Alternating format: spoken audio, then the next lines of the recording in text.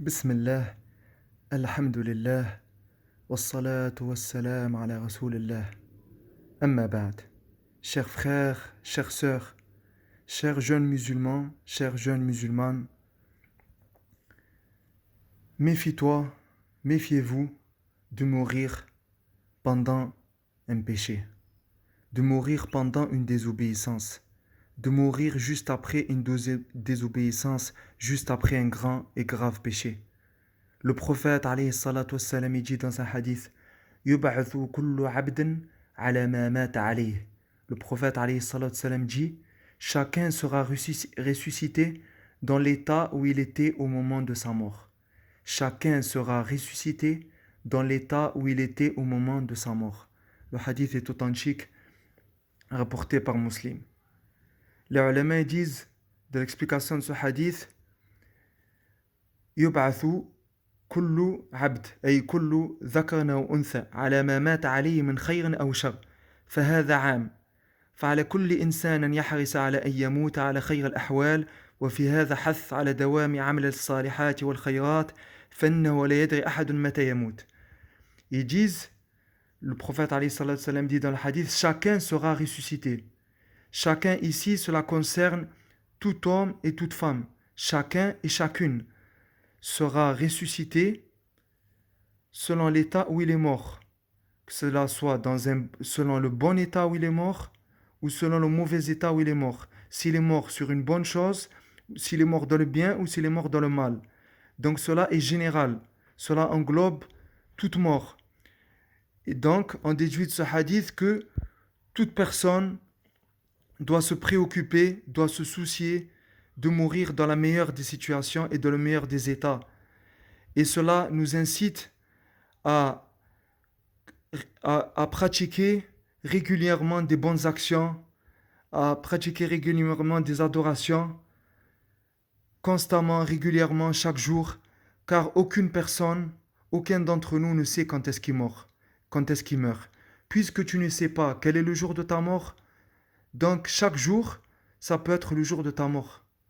Chaque jour, ça peut être le jour où tu vas mourir.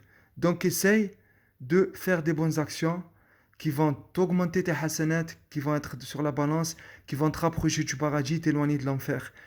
Mais si tu ne penses pas à cela et tu vis chaque jour comme si ce n'est pas le dernier, tu peux faire dans ce jour-là un grave péché et mourir sur ce grave péché qu'Allah nous en préserve. Car c'est très grave. Imaginez la personne, il meurt en ayant délaissé sa dernière prière ou ses dernières prières.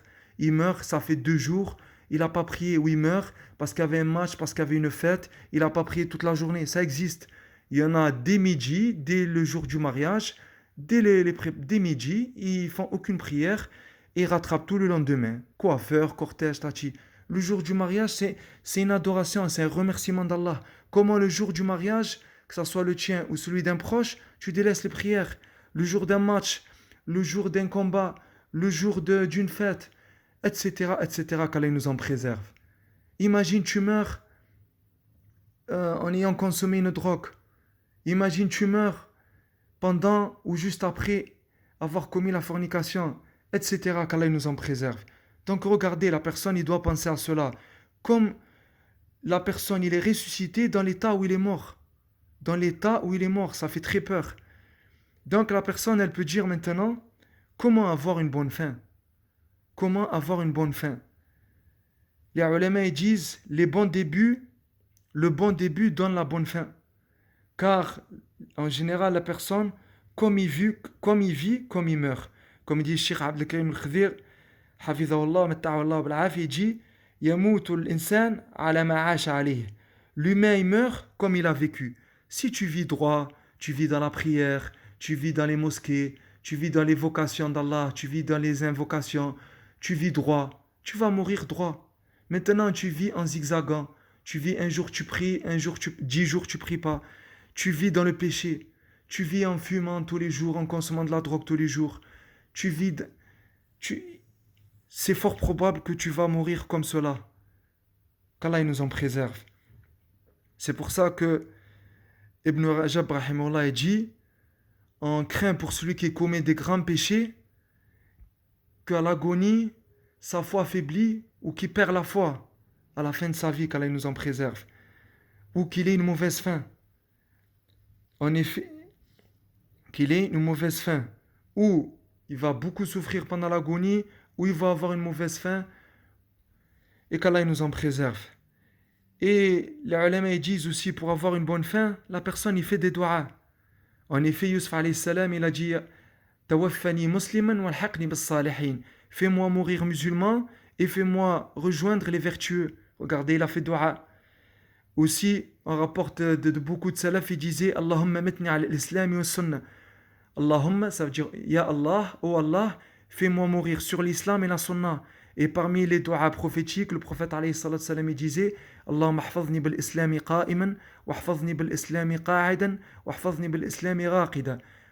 Allahumma, préserve-moi avec l'islam debout, préserve-moi avec l'islam assis, préserve-moi avec l'islam allongé ou quand je dors. Donc regardez, subhanallah, les doigts. Et aussi, la personne, s'il fait des bonnes actions, Allah subhanahu wa ta'ala, il va lui donner une bonne fin. C'est pour ça aussi que les ulama ils disent, le sommeil c'est une petite mort. Si avant le sommeil, tu dors avec ablution, tu dors après une prière, tu dors en faisant le dhikr, en faisant les invocations d'avant le sommeil, comme le sommeil c'est une petite mort, parce que c'est une petite mort, je vous invite à voir les versets, l'âme, qu'est-ce qu'elle fait pendant le sommeil, etc. Comme le sommeil c'est une petite mort, et tu étais en adoration avant le sommeil, avant de dormir, avant la vraie mort, avant la vraie mort, tu seras en adoration, bi'idhnillah. Entraîne-toi à adorer Allah subhanahu wa ta'ala et à dormir pur, et à dormir après un repentir, et à dormir en ayant fait tes invocations, avant la vraie mort, bi'idhnillah, tu seras en adoration. C'est pour ça qu'un pieux disait, j'aime pour chaque musulman qui dort après un repentir. Comme ça, s'il meurt, il est mort après un repentir, et s'il vit, il reprend à zéro, il vit après un repentir. Donc c'est bien aussi de se juger avant de dormir et de se repentir des grands péchés, des péchés de la journée. Ça fait partie des causes d'avoir une bonne fin. Enfin, deux choses très importantes. La première, le prophète alayhi salatu salam, il dit dans un magnifique hadith, il dit إذا أحب الله عبدا عسله قالوا ما عسله قال يفتح الله عز وجل له عملا صالحا قبل موته ثم يقبضه عليه. Le prophète alayhi salatu salam dit dans un hadith authentique, quand Allah aime un serviteur, عسله. Quand Allah aime un serviteur, يعسله. Les compagnons ont dit ما عسله. Qu'est-ce que ça veut dire عسله? Le prophète alayhi salatu salam dit يفتح الله عز وجل له عملا صالحا. Allah subhanahu wa ta'ala lui facilite une bonne action, une bonne œuvre avant sa mort, et il prend son âme pendant cela. C'est-à-dire Allah subhanahu wa ta'ala, s'il aime quelqu'un, yu'assiluhu. C'est pour ça qu'on rapporte que Cheikh Albani rahimahullah, quand il voyait quelqu'un qui lui avait rendu service, il lui disait assalak Allah, assalak Allah. L'asal c'est le miel, ici c'est un autre sens. Assalak Allah, même si c'est pas loin, ça veut dire qu'Allah il te facilite une bonne action et il te prend ton âme pendant cette bonne action. Donc le prophète alayhi salatu salam dit dans ce hadith qu'Allah il aime un serviteur yu'assilu. Qu'est-ce que ça veut dire? Ça veut dire il lui facilite, il lui permet de faire une bonne action avant sa mort, et il prend son âme pendant cette bonne action. Il meurt en prière, il meurt pendant le jeûne, il meurt pendant la lecture du Coran, il meurt pendant une adoration. Allahu Akbar.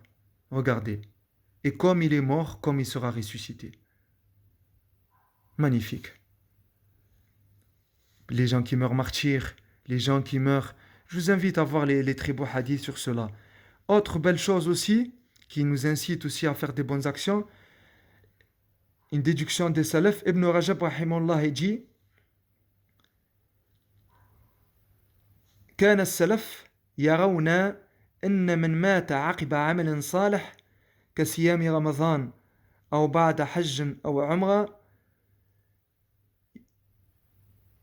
يدخل الجنة. كان السلف, les pieux prédécesseurs, voyaient que celui qui meurt après une bonne action, comme le jeûne du mois de Ramadan ou après le Hajj ou après une Umrah, yurja lahu an yadkhul al-jannah. On espère qu'il rentre au paradis. Celui qui meurt pendant le mois de Shawwal, ça veut dire juste après Ramadan, il est mort. Comme il s'est purifié pendant Ramadan, il meurt pendant Shawwal. Celui qui meurt juste après le Hajj et celui qui fait le Hajj pour Allah et selon la Sunna, il revient comme le jour où sa mère l'a mis au monde. Ça veut dire sans aucun péché. Celui qui meurt après une Umrah.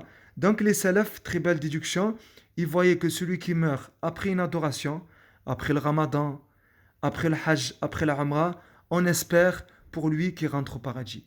Magnifique. Donc, entre le hadith et entre cette parole-là, d'Ibn Rajab rahimahullah déduit que parmi les signes de bonne fin, la personne y meurt pendant une adoration ou juste après une adoration. Voilà. Et pour avoir cela, il faut être sincère, craindre Allah seul comme en public, faire beaucoup de dua et avoir une cachette de bonnes actions. Ça t'aide à avoir une cachette de hasanat. Ça t'aide à avoir une bonne fin, comme ils disent les ulama. Si tu as des hasanat en cachette, ça fait partie des causes d'avoir une bonne fin. Maintenant, si tu adores Allah en public, mais en cachette, tu fais des grands péchés, ça c'est une cause d'avoir une mauvaise fin, que le Seigneur nous en préserve. Voilà. On demande à Allah subhanahu wa ta'ala on demande à Allah subhanahu wa ta'ala de mourir selon l'islam et la sunna. On demande à Allah subhanahu wa ta'ala, comme il est venu dans le hadith, le meilleur d'entre nous, c'est celui qui vit longtemps et qui fait des bonnes actions. Chaque jour, c'est des hasanat en plus. C'est pour ça que parmi le respect d'Allah, le fait de respecter une personne qui a vieilli, qui est une personne âgée dans l'islam, car il a des dizaines d'années, il a des centaines d'années, il a des demi-siècles, des siècles, il les a passés dans le tasbih et dans la prière. C'est pour ça, pour finir, un pieux disait, chaque personne que je vois, musulmane, je dis qu'elle est mieux que moi. Si elle est plus jeune que moi, je dis elle a fait moins de péchés que moi, donc elle est mieux que moi. Car moi j'ai par exemple 30 ans, lui il a que 15 ans, il a que 20 ans, il a 20 ans. Dans les 20 ans, il n'a pas fait 20 ans de péché, mais moi dans les 30 ans, j'ai fait plus d'années de péché que lui. Et chaque personne plus âgée que moi, je dis qu'elle est meilleure que moi, parce qu'il a adoré Allah plus que moi, plus longtemps que moi. Allahu Akbar. Regardez. Donc c'est un bon signe de vivre longtemps et de faire des bonnes actions. Et vice-versa. Il est très mauvais celui qui vit longtemps et chaque jour de plus c'est des péchés en plus. Donc lui, ça sera des châtiments en plus.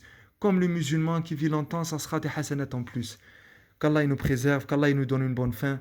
اللهم احفظنا بالإسلام قائمين واحفظنا بالإسلام قاعدين واحفظنا بالإسلام راقدين. Je vous mettrai ce dua et les autres duas dans les commentaires. بارك الله فيكم سبحانك اللهم وبحمدك أشهد أن لا إله إلا أنت أستغفرك وأتوب إليك.